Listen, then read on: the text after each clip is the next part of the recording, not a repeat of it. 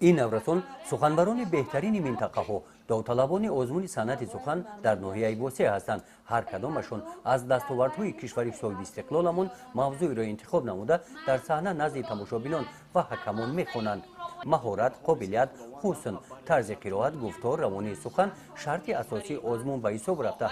به هر یک اشتراکی وابسته به قابلیتش حکمان بها میگذارد. از روی مشاهده ها، قرائت شعر و بیان موضوع معلوم میگردد که به این آزمون اشتراکچیان با تیاری همه جانبه آمدند.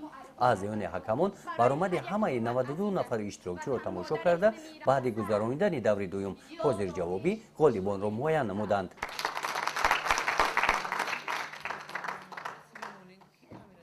هر یک نفری که در آزمون شرکت می‌ورزد البته هدف او در برابر اشتراک کردن این موفقیت به دست آوردن است و من نیز خوشنودم از آنکه یکی از غالبان این آزمون میباشم و بسیارم منتظرم از سرپرستانی آزمون. آزمون صنعت سخن در دایره چهاربینی ها بخشیده به روز جوانان تاجیکستان با دستگیری بخش کار با جوانان و ورزش و شعبه معارف ناحیه در بلند برداشتن سطح معرفت و معنویات نورسان جوانان مساعدت نموده است. این آزمون سال سوم است که گذرانیده شده. در این مدت نورسان جوانان ناحیه به کتاب، تازگی زبان، صنعت سخنوری توجه زیاد پیدا کردند.